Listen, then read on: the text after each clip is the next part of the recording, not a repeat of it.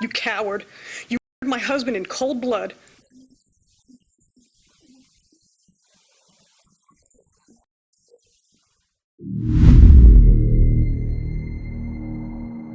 Cindy Roberts is now a widow, a painful reality she will carry with her for the rest of her life. The defendant responsible for that loss sat in court, facing the consequences of his actions. But mostly, I want to speak to you.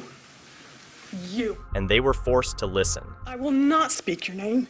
You are not worthy of such respect. You have been given several opportunities to speak during this trial, and like a coward, you have remained silent, and you are not remorseful. She said his name now stands for cruelty, atrocity, selfishness, and even worse. You coward. You murdered my husband in cold blood. You pistol whipped him until he was unconscious. He was no threat to you. In mid-November, a jury convicted the defendant of murdering Tampa Police Corporal Mike Roberts. The jury recommended the death penalty with a vote of 8-4, but the final decision rested with Judge IMT Lamar Battles. I hope you receive the death penalty, and so does Mike. So does Mike. He had no tolerance for cop killers and thought you should get the death penalty for it. Cindy Roberts will always carry the title of widow. The defendant took her husband from her in the early morning hours of August 19th, and in return, she took something from him too, his freedom, as he now faces the consequences of his actions. You no longer have a name. You're just an inmate number.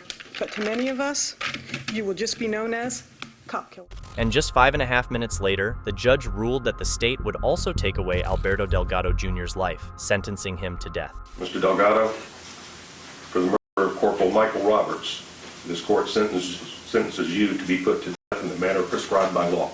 Mr. Delgado, for the murder of Corporal Michael Roberts, you are now sentenced to death, the judge declared, finalizing the punishment for his crime.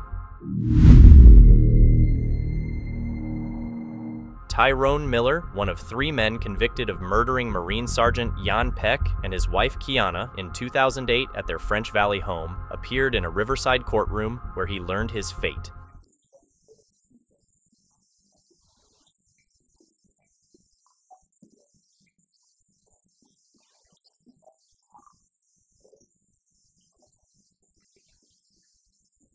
Tyrone Miller was sentenced to death, with the judge describing him as a man without a semblance of morality or a conscience. This sentencing followed emotional impact statements from several family members, including the mothers of both victims, Marine Sergeant Jan Peck and his wife, Kiana. Miller is the first of 3 defendants to be sentenced, with 2 others scheduled for sentencing on August 16th. A 4th defendant, who hasn't yet gone to trial, has a court date set for August. Around 7 people spoke in the courtroom, and it was a heart-wrenching experience, especially for the victims' mothers. Some family members struggled to hold their composure while speaking despite having testified during the trial's guilt and penalty phases. The mothers, in particular, remained devastated by the loss.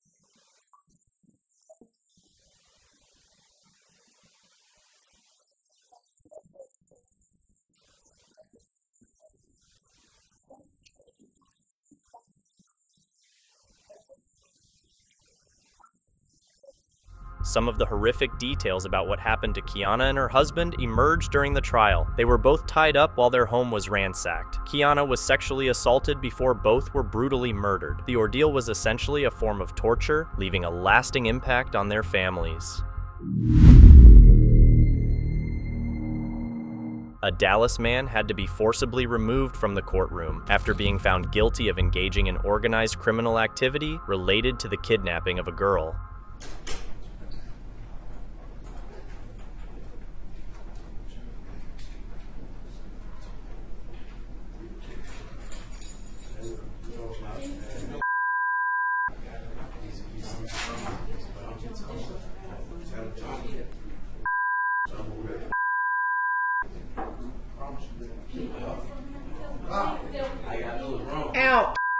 out. Sit down, Jones, sit down. Sit down. Tell him jump. Jump. Sit down. Yeah, they talk. I'm talking. Read.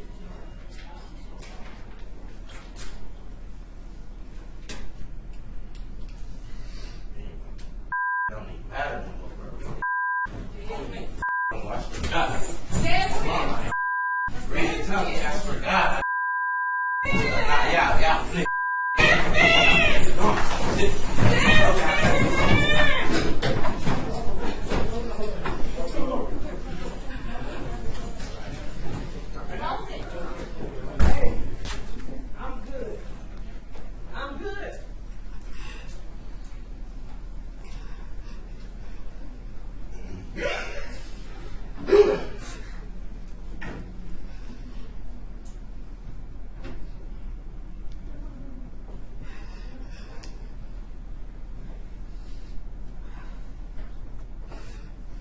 Can you tell if we have the mic in the holdover?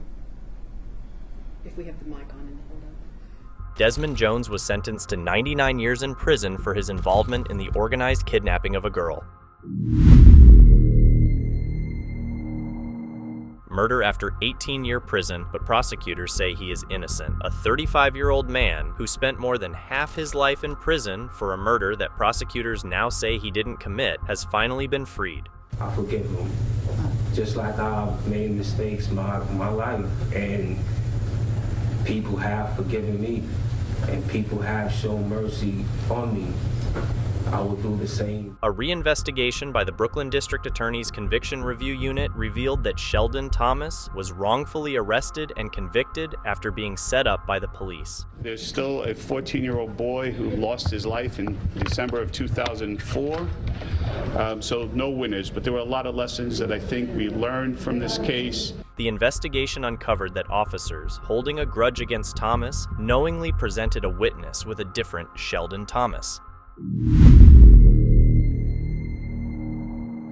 Convicted of second-degree murder after a road rage incident, 69-year-old Martin Zale faced his sentencing while avoiding eye contact with the loved ones of 42-year-old Derek Fleming. Zale had shot Fleming, a father of two from Osceola Township, in the face during a confrontation over Zale's driving in the middle of Grand River in Howell. It was a day that I witnessed a stranger make the decision to end the life of my unarmed husband, my soulmate and best friend of almost 20 years. I will never see my son again, see his beautiful blue eyes, hear him laugh, see his smile, hug him, watch him play with his kids. You will never know the pain that my family endured that day as my grandchildren were told they would never see their father again.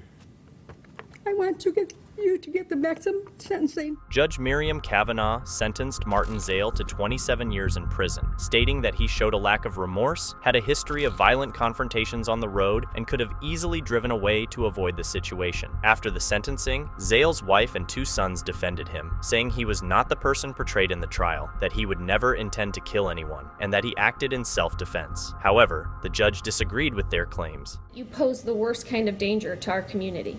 You were a waiting to happen. Zale's family stated that he plans to appeal both the verdict and the sentencing. On that day, 2 families were destroyed in the blink of an eye. As Zale was taken into custody to begin serving his sentence, 2 families left the courtroom, each carrying the weight of their sentences of loss.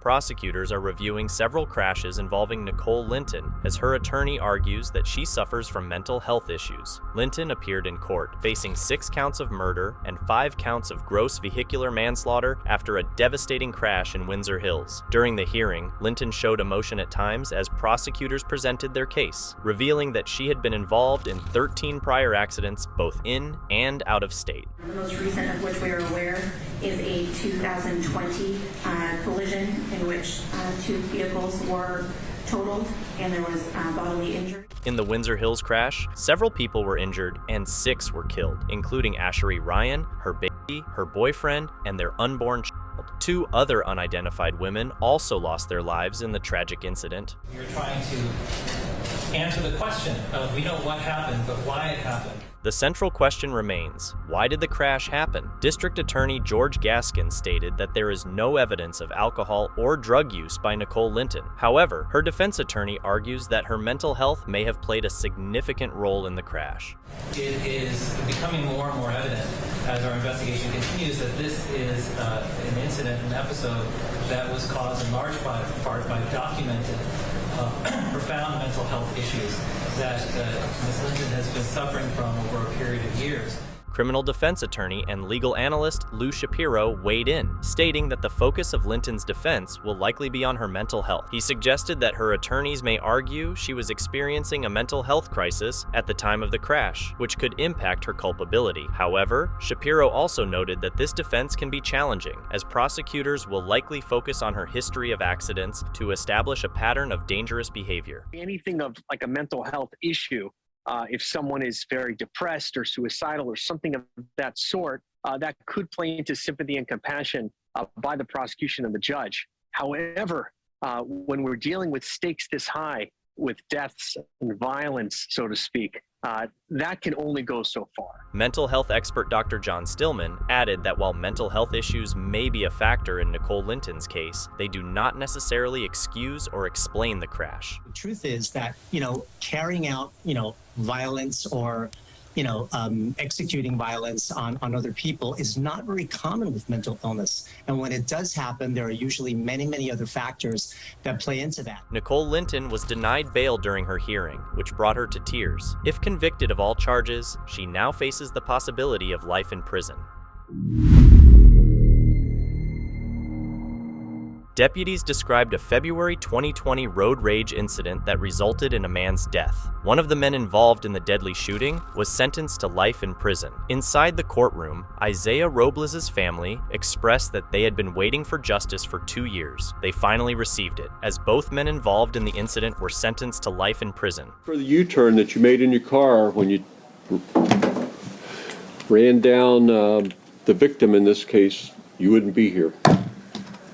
You made your bed, now you have to lie in it. Judge Porter delivered powerful words to Victor Colon Jr. as he was sentenced to spend the rest of his life in prison. For the Robles family, the sentencing brought a sense of relief after years of seeking justice. My family understood that we needed God's will to take place and that we needed to come to an understanding that justice would prevail. The Robles family, who waited 2 years for justice, finally saw the outcome of a tragic event that was captured on camera. A Lee County Sheriff's Office video shows the events of February 19, 2020, when investigators say Ricky Ruiz shot the victim 16 times after a high-speed chase through rush hour traffic. Victor Colon Jr. was driving the car that day with Ruiz, and both men fled the scene after the shooting. Federal marshals later arrested them in Miami. Now, with both men sentenced to life in prison, the Robles family feels they have finally seen justice. Let us not forget the lives that have been sacrificed.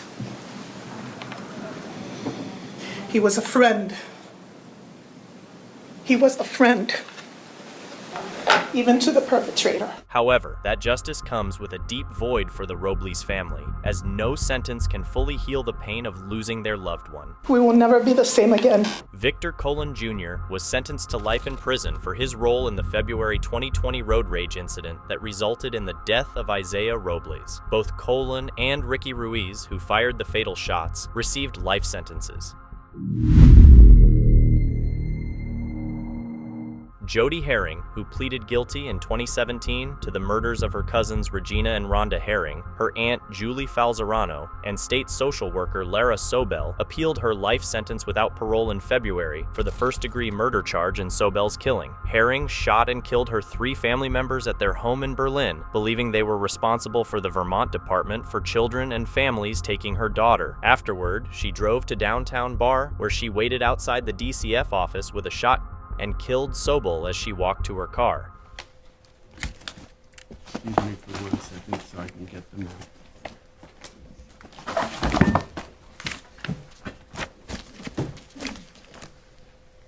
In docket 980,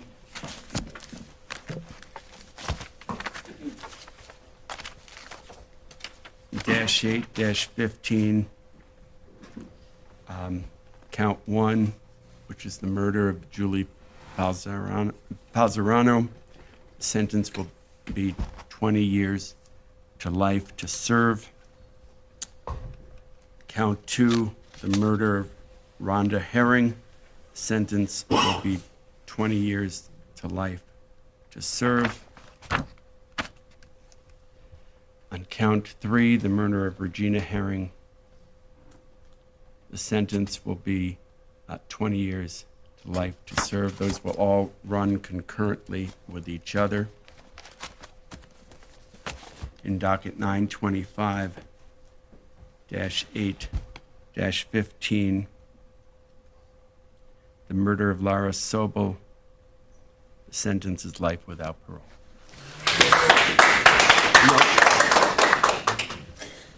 Sorry, that'll end this proceeding. Thank you. Thank you, Judge. Rise.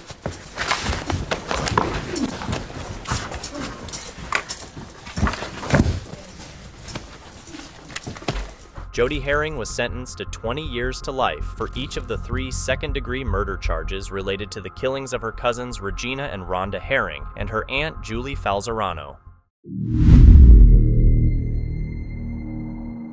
Eric Cobb broke down in tears during a bond hearing on May 12, 2014, as he apologized for throwing a punch outside a Rock Hill, South Carolina, bar that led to the death of Vietnam veteran Odell Fields.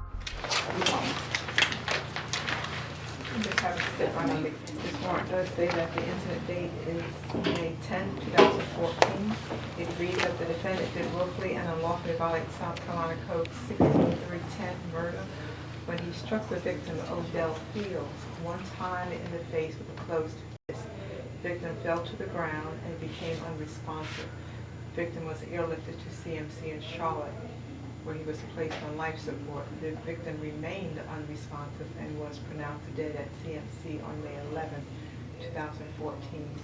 The incident occurred at the Sandbar located at 4124 Selmies Road, which is within the city limits of Rock Hill. So this is what you're charged with. Are you married or single? Single. Do you have anyone that is depending upon you for financial support? My children. I have 2 children. Mr. Cobb, Yes, ma'am. in reference to this charge of murder, because of the type of sentences this carries, I do not have jurisdiction to set your bond. I figured that now. This charge, in terms of a sentence, you would, if you're found guilty or plead guilty, it's a possibility you're looking at death penalty or life in prison. So, if you have any questions about your rights? I would just like to address the family if possible, if you don't mind. I am extremely sorry for what took place. I was trying to break up a confrontation between him and my cousin, and the punch was thrown. And this is your father. He fell and hit his head. I swear to God, I did not mean for this to happen the way it did. I swear to God. I swear to God. I'm so sorry. I promise I am. I mean, I've never in my life been the type of person to do anything like this. I was in the wrong place, wrong time. It was a confrontation and I was trying to defuse the situation. And I'm truly sorry. I really am. I swear to God, I would give my life to have it back. I'm sorry. All right, Mr. Cobb, thank you so much. All right, thank you. So I'm gonna give you this, I'm gonna give you a check sheet. Yes. Ma'am, Can I just say why something? don't you address it to me, then that's you. I just wanted to know that you pray to God for forgiveness, it'll work out, and I'll keep your kids in my prayers. I'm sorry. I really am. Thank you, ma'am. Eric Cobb was sentenced to 40 years in prison for the murder that took place during a botched drug deal in Rock Hill, South Carolina. The incident resulted in the death of Vietnam veteran Odell Fields.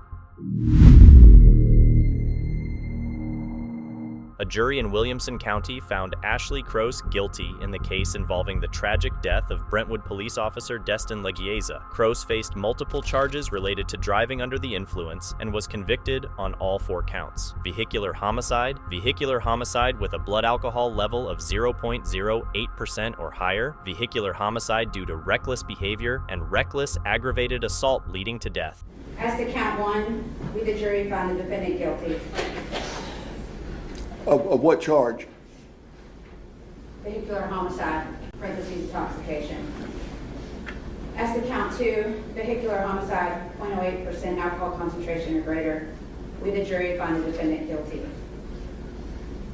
As to count three, vehicular homicide by reckless conduct, we, the jury, find the defendant guilty.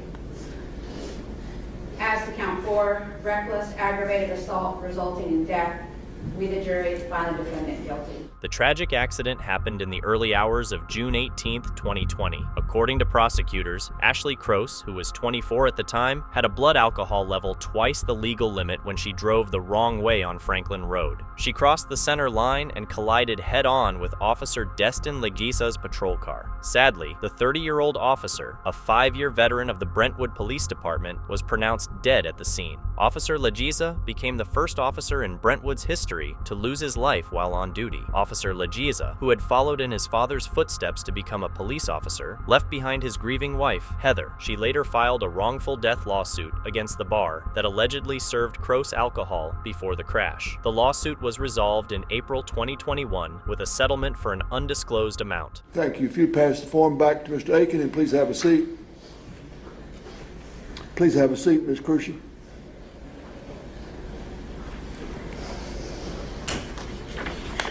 Ladies and gentlemen, if this represents the individual verdict of each of you, would you please signify by raising your right hand? Thank you. Put your hands down. Let the record reflect that all 12 jurors raised their right hand to confirm to the court that this is their individual verdict. The verdict is unanimous. Let me thank all of you for your service. We've been here now 4.5 days this week, and you've been very patient with the court.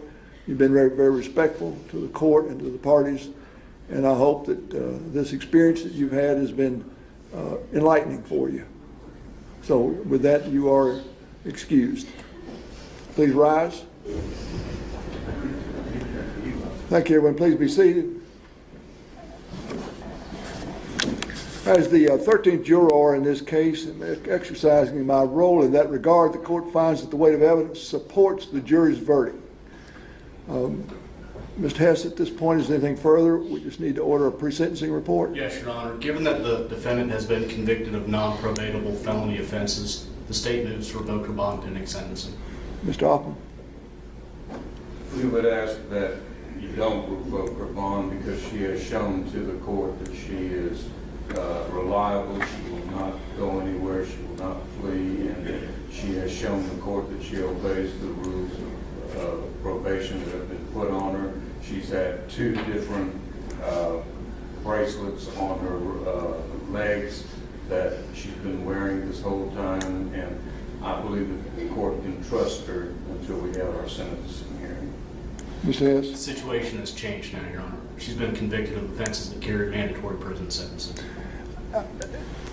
The court agrees with the state, plus Mr. Hoffman, you'd have to check me on this, but I think that in fact the bonding company's responsibility to your client ends at this point. So it's not a matter of revoking the bond. I think that in fact their bond obligation ends, so she will go into custody. Thank you. Anything further from the state or the defense? Just to pick a sentencing date, Your Honor. We will do that. We need a pre-sentencing report. That takes about 45 days. Ms. Gray, what do we have? Do you have your calendar? I do not.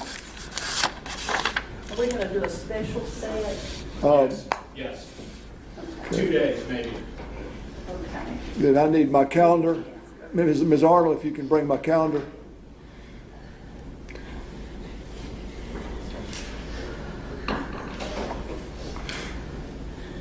Just for the record, Your Honor, I understand what the court's saying about the bonding company's obligation. We would still move to revoke her bond entirely. So no. That's fine. You draw the order. But check me on the statute. I think, in fact, upon the conviction under these circumstances, that ends their obligation. But whether it does or it doesn't, I'm not releasing her on bond. Pending sentencing. Yes, sir. Thank you. I'll prepare her.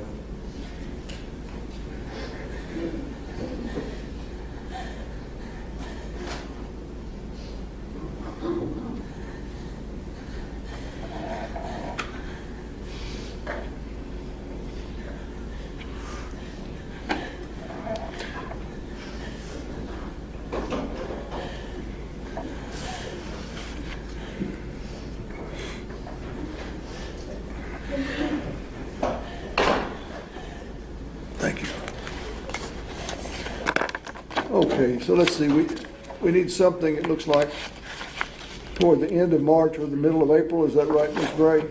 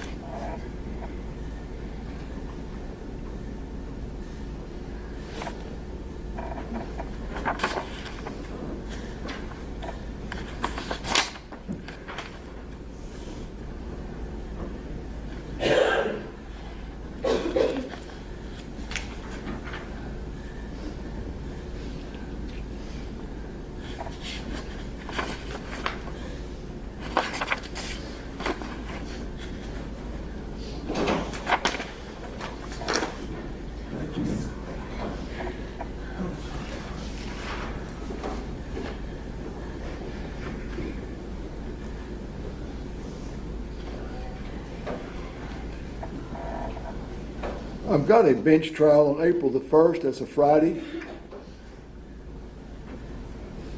It's unusual for me to have a criminal bench trial. There was some discussion that might be resolved. How does that date look for the lawyers if in fact that case is resolved? I think we might need 2 days, Judge. 2 days? I think so. Just out of an abundance of caution.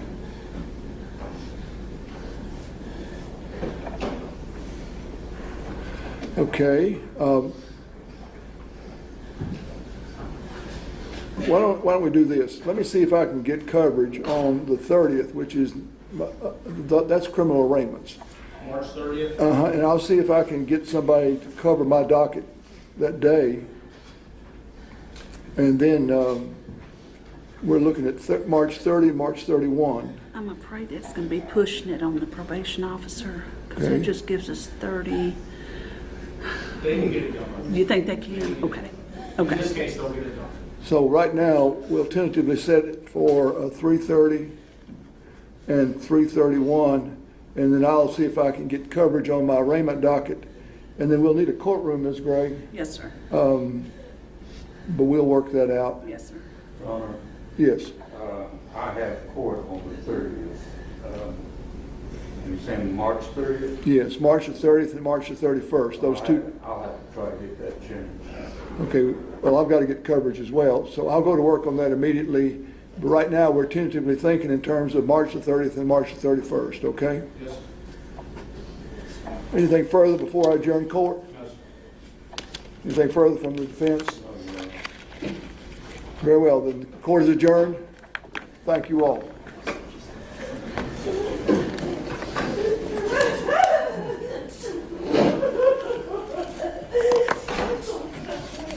After the verdict was announced, Ashley Kroese was handcuffed with Officer Destin Legieza's own handcuffs and escorted out of the courtroom, as District Attorney Kim Helper shared. On March 30th, 2022, Kroese was sentenced to 8 years in prison for causing the death of Brentwood police officer Destin Legieza. Her convictions included vehicular homicide by intoxication and reckless aggravated assault resulting in death. She will be eligible for parole after serving 30% of her sentence, roughly 2.4 years. Additionally, her driver's license was revoked for 5 years. In response to the verdict, the Brentwood Police Department issued a heartfelt statement reflecting on Officer Legieza's dedication and the impact of his loss. Today is a bittersweet day for everyone at the Brentwood Police Department. This has been an emotional and challenging week as we've revisited the events of June 18th, 2020, and relived the heartbreak of that tragic day. We believe justice has been served through the judicial process, but there are no true victories here, as nothing can bring Destin back to us. While the trial's conclusion offers some closure, the void left by Destin's absence will never be filled. We ask that you continue to keep Destin's family in your thoughts and prayers. His family is, and always will be, a part of ours.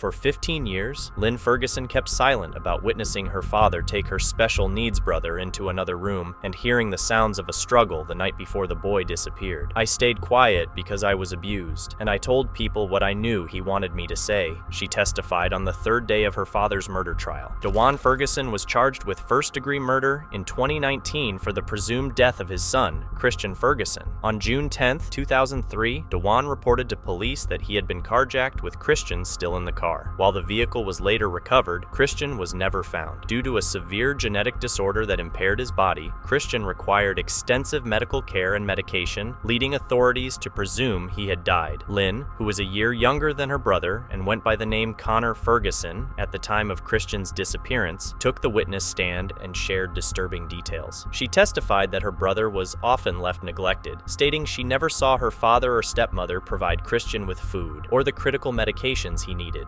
During cross-examination, Dewan Ferguson's public defender, Jemiah Steele, repeatedly questioned Lynn about why she had not initially told police about hearing the struggle in another room that night. Going to resume with the evidence. You may call your next witness, please. Thank you, Your Honor. At this time, the state calls Lynn Ferguson to the stand.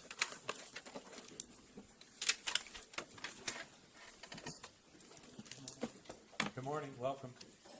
Stop right there. Raise your right hand. You do solemnly swear that the information you are about to provide will be the truth, the whole truth, and nothing but the truth, so help you God.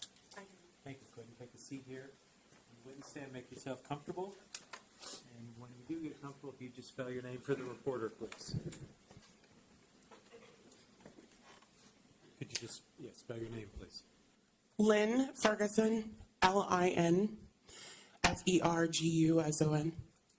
you might want to move the microphone back a little bit. There you go. Thank you. All right, you may proceed when you are ready. Thank you, Your Honor. Good morning. Can you please introduce yourself to the jury? Hello, my name is Lynn Ferguson. Christian Ferguson is my brother, my older brother. Lynn, I want to direct your attention back to the years of 2001, 2002, and 2003. Okay? Okay. Specifically, I want to talk to you about interactions you had with Christian during that time. Okay. Do you know somebody by the name of Dewan Ferguson? I do. And who is that person to you? I call him my sperm donor. Do you see Dewan Ferguson in the courtroom today? Yes. Can you please point to him and describe what he is wearing? I can't see that far, but it looks like he's wearing either a black or a dark navy blue kind of suit jacket and some kind of blue tie over a white shirt with glasses. Your Honor, I would ask that the record reflect that the witness has identified the defendant, Dewan Ferguson. The record will so reflect. Thank you. And Christian Ferguson was your brother, correct? He is my brother, yes. At some point, did you live on St. Vincent with Dewan Ferguson and your brother Christian? Yes. And then at a later point, did you live on Sylvan Place with your brother Christian? Yes. When you lived at Sylvan Place, where was your bedroom? Closest to the front door with a window that overlooked the front. Did you share that room with anybody? Yes. Who? Christian. Who else had bedrooms on the first floor? Everyone except, well, I'll say Tia and Deshonda. Did they each have their own rooms? Yes. Okay. And then was there a bathroom on that first floor as well? Yes. And then did Dewan and Monica live in the basement? Yes.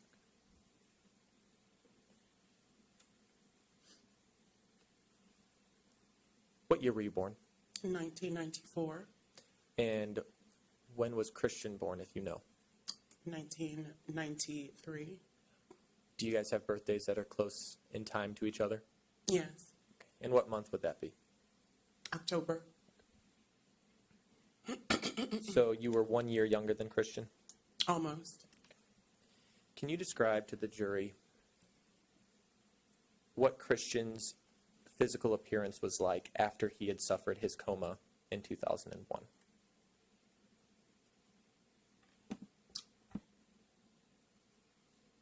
For most of my memory, he was very, very thin, extremely, to the point at which you could see the notches in his spine. You could see his pelvic bones. You could see his bones basically through his skin. He was very skinny.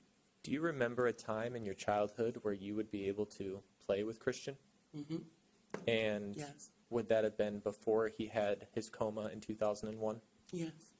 And describe what you and Christian would do or how you would play.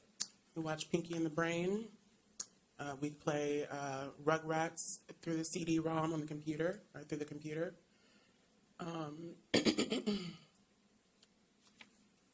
Things like that. Could Christian walk and move around? Yeah, he's more active than me. But all of that changed after January of 2001, correct? I don't recall the dates. I was so young. Do you remember when Christian was in the hospital for a long period of time?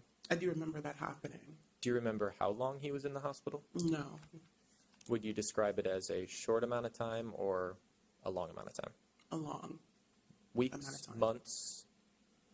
To a child, I guess it would seem as though it was months.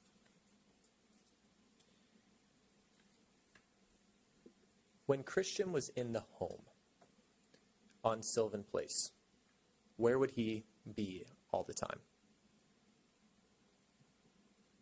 Tied up to the bed in our room.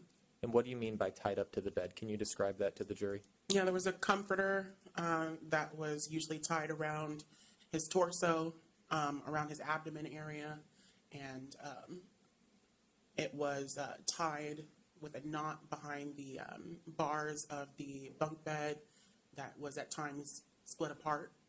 So he could not get away from that bed or from that cross-legged position. So at one point, did you guys have bunk beds then? Am I following along correctly? Yes. And then at some point, did they become two separate beds in the room? Yes. And at the time that Christian was reported missing by Dewan, were they separated? At the time, at what time? When Christian was reported missing by Dewan, were the beds separated? Yes.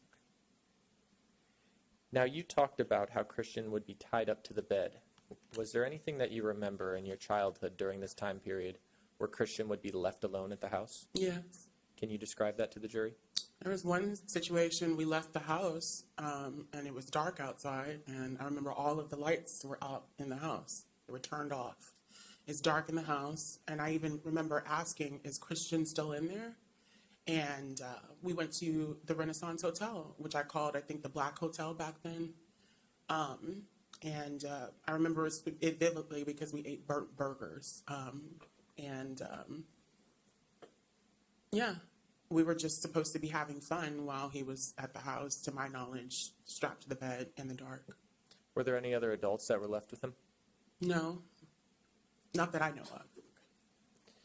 At some point during this time period with Christian, there were nurses that would come and take care of him from time to time, correct? Yes.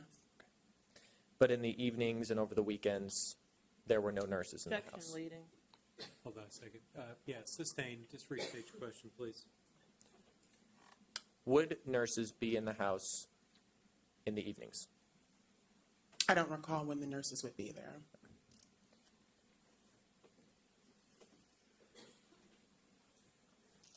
Would you have to feed Christian at times? The only time I remember trying to feed him, I would say no. I would say no. The only time that I remember trying to feed him was the night of June 10th, June 11, 2003 or so. Would you ever try to clean him up? Yes, I had to. And why would you have to? Because no one else did it. We lived in squalor. I And begged him. how was Christian's appearance when you felt like you had to clean him? I mean, he was disheveled. He was usually wearing nothing but a diaper that was soiled, and I would do the best of my ability to change those. And at certain points, put clothes on him, but at other points, I guess I just figured that it wasn't even something that was necessary since he was in the same situation day in and day out. And how old were you at this time? I had to be like 7, 6, and then even 8 years old. You mentioned earlier to the jury that you could see Christian's bones, essentially, correct? Mm-hmm. During the springtime leading into summer of 2003, did you notice a difference in Christian's physical appearance? Again, time frames escape me because I was a child and I didn't really have a concept of time that I do now. But I remember for the majority of the time that he was mentally disabled to the extent that he was after the coma, that he just looked completely the same. I mean, just like horribly skinny. I remember even his face looked a little contorted, a little different than it used to be, you know. He almost looked like everything physically was changed about him because of what happened. Lynn, I want to talk to you about the day of June 10th leading into the next morning of June 11th. Now, you were a child at that time, correct? Yes. And did you share a bedroom with Christian at that time? Yes. Did Christian have a G button or a feeding tube? He usually did. On June 10th, during the day, was Christian's feeding tube in him? No. When did you notice it was missing? When I first noticed him. And tell the jury about that. I mean, I don't know where I came from that day. I don't know why it was the first time I was seeing him because this is from so long ago, but I do remember vividly coming into the room and seeing him. There was dried blood next to where his G-tube was supposed to be. It was like a drop. And his G-tube was, of course, missing. And I looked around for it, couldn't find it, desperately looking for it because my child mind thought that there was something wrong. And did you tell anyone? Yes. Who'd you tell? Monica. What, if anything, did Monica say? That she already knew. Let's talk about how Christian appeared on that day, the day that his G-tube was missing. Was there anything unusual about Christian's physical appearance or demeanor? Yeah, he was moaning, he was groaning the entire day. Seemed that he was in immense pain. Was there anything unusual about his eyes?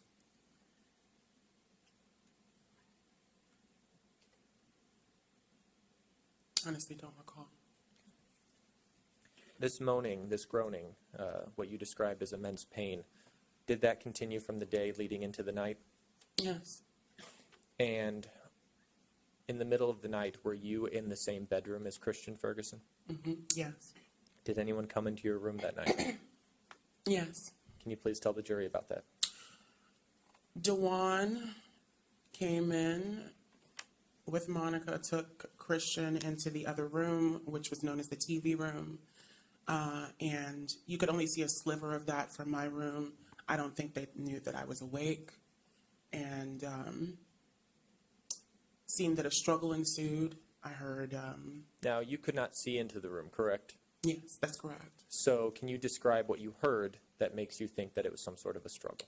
Well, his moaning and groaning got more intense, it seemed.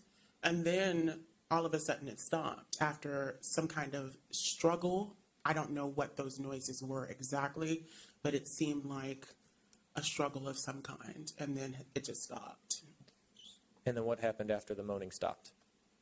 I feel like I heard a whimper from Monica. And then later on, I don't know how much later, he was brought back into the room. Monica, I remember, was standing in the doorway, kind of crying, looking at him. And he didn't seem like he was doing it. He clearly wasn't doing anything he was doing before. If I look back on that memory, it seems that he was gone at that point, no longer living. But because I couldn't hear him breathing, I couldn't see him moving, he wasn't moaning and groaning anymore. But as a child, I don't think I really understood that. At any point after Dewan put Christian back in that bed, did anyone enter the room again that night? Yes. Who? I know Dewan came in and took Christian and a comforter and took Christian out to the car. Was it dark outside? It was still dark. Did you ever see your brother Christian again after that? No. During the trial, prosecutors frequently objected to certain lines of questioning, arguing that the witness should rely on the transcript of an audio recording made by Lynn Ferguson's mother after Christian's disappearance, rather than discussing the lack of evidence. Judge Brian May upheld these objections. An FBI forensic interviewer who spoke with Lynn Ferguson after Christian's disappearance also testified, with the state presenting a 90-minute recording of their conversation. In the recording, Dewan Ferguson was seen wiping away tears as the boy shared that he could sing and began singing during the interview. Following her testimony, Lynn moved closer to her mother, Theda Person, who was also visibly emotional and crying in the courtroom. Other testimony included an FBI agent who had participated in the search of the Ferguson household. The agent described finding Christian's bed soaked through to the wooden slats beneath the mattress. She also reported discovering diapers in the trash, which suggested Christian had been severely malnourished. The state also called Ruth Todd Coleman to testify. She was a former teacher who later became a live-in nanny and girlfriend of Dewan Ferguson. Coleman recounted an exchange with Dewan where she asked what had happened to Christian, and he responded, "You know me, I had to do what I had to do." However, Coleman admitted she didn't obtain any incriminating evidence while wearing a wire during later conversations with him at the FBI's request. The defense highlighted that Coleman continued her intimate relationship with Dewan Ferguson even after his troubling comment. Good afternoon, ma'am. Hello. How are you? Welcome. Could you just stop there and raise your right hand? I'll swear you in.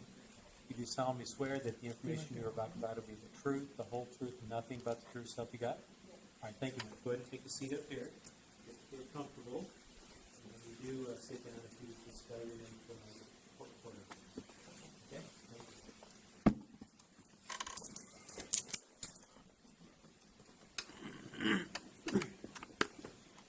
Roof, R-U-T-H.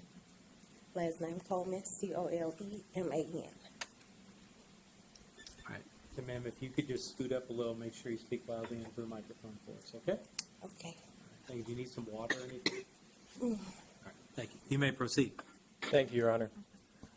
Good afternoon. Can you please introduce yourself to the jury?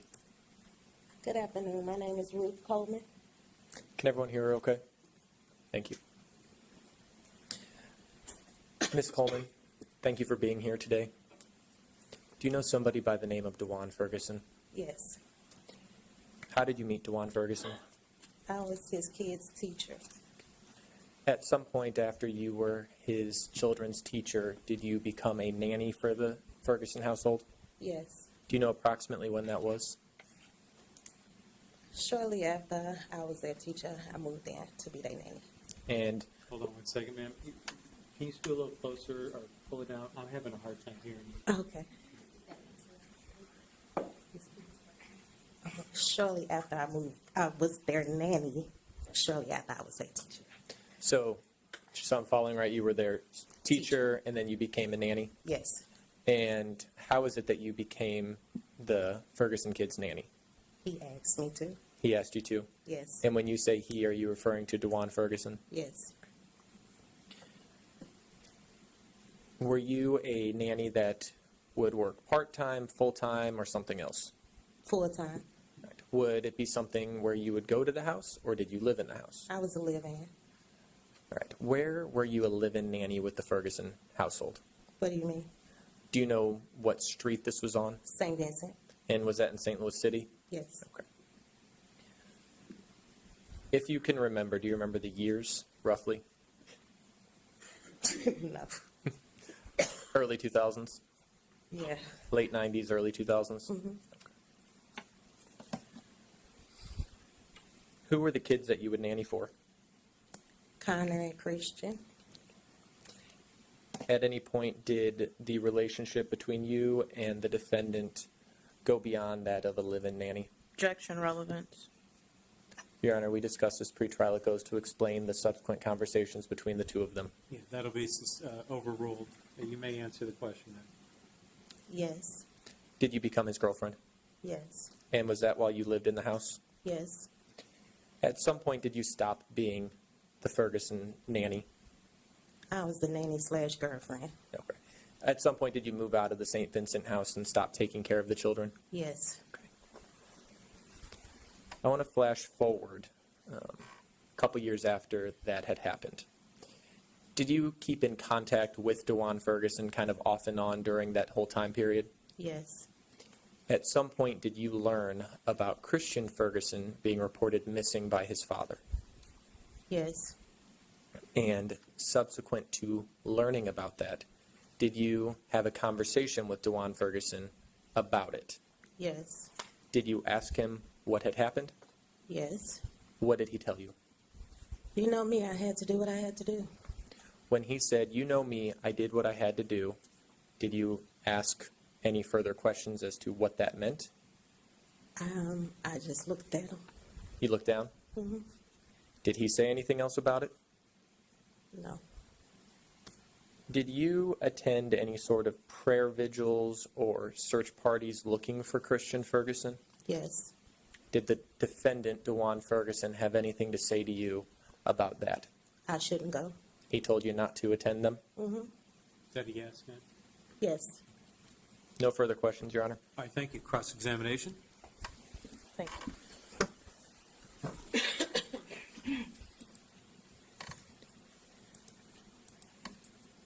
Now, when you were the nanny, Christian was the first citrullemia child you worked with, correct? Yes. Okay. And you knew Christian before he had his coma in 2001? Yes. And when you took care of Christian at the daycare, he could walk and talk and eat by mouth? Yes. And when you became the live-in nanny, Dewan educated you about the disease? Yes. Ms. Steele, can you talk more into the microphone? I have trouble hearing you. Thank you. And you were the live-in nanny for about a year or over a year? About a year. Okay. And with you being the nanny, Dewan would order and pick up the meds? Yes. And when you were there living in the house as the live-in nanny / girlfriend, as you said, you would be able to observe Christian and Dewan together, correct? Yes. Okay. And Christian would be happy to see Dewan? Yes. And you were not concerned that Christian wasn't getting proper care? Objection, Your Honor. Invades the province of the jury. Well, I'm going to sustain the objection, but you can ask a different one. Were you at that time, a mandated reporter? What? A mandated reporter? No. Okay.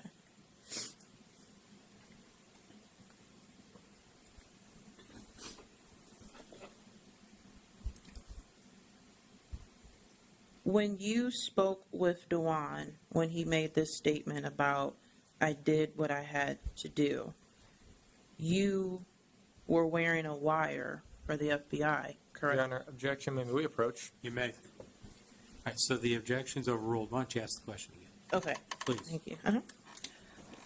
You met up with an FBI agent, and I believe her name is Special Agent Liza Ludovico, correct? I don't remember her name.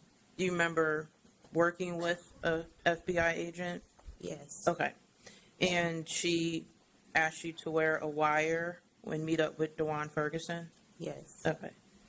And you met up with him to see if you can get him to talk about Christian? Yes. And obviously, you didn't tell him you're recording? No. Okay. And as you had stated on direct at that time, you still had some contact with Dewan, off and on, correct? Yes. Okay.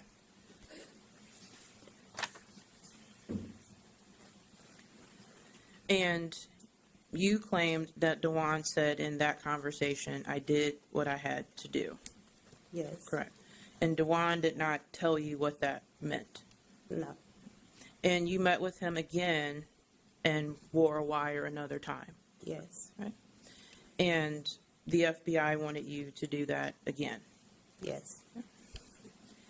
And again, you tried to get him to talk about Christian and to say something potentially incriminating, correct? Yes. And despite your efforts, Your Honor, objection as to subsequent conversations or self-serving hearsay. Well, I don't know where the question was going. I'm going to overrule the objection for now. Finish your question. okay. State your question. Yes, despite your efforts, he did not say anything incriminating at that time. No. Your Honor, I'm going to renew my objection and ask that it be stricken. Yeah, that objection is sustained. So, ladies and gentlemen, you'll disregard, please, the question as well as the answer. Both will be stricken from the record. You may continue. Thank you. And that second time you met up with him, he did not know you were recording him. Correct. Okay. And he was still someone you would talk to from time to time, right? Yes. Okay. And I believe at the time, were you still intimate off and on? Yes. Okay.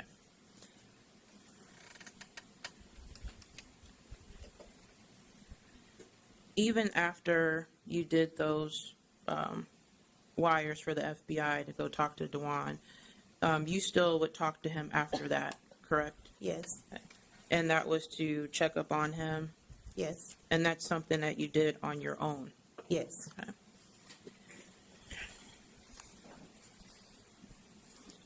Now, the relationship that you had with Dewan when you were the nanny girlfriend, like you said, you ended that relationship, correct? Yes. Okay. And you did not end the relationship because of Christian, correct? Correct. Okay. Matter of fact, you still wanted to see Christian outside of that, correct? Yes. Okay. Christian did not get in the way of your relationship with Dewan, correct? No.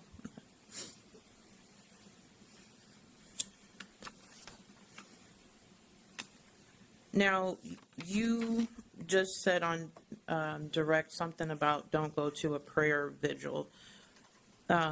When you spoke with that FBI agent, did you tell her at any time that Dewan said don't go to a prayer vigil? I don't recall. I don't know. You don't remember? No. Okay. Nothing further.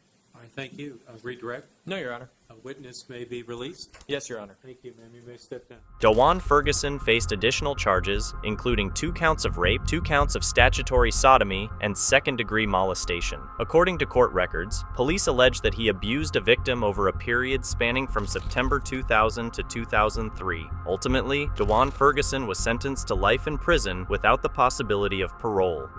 Big thanks to our viewers for joining the courtroom journey with us. Your interest in the stories of justice is what keeps our channel alive.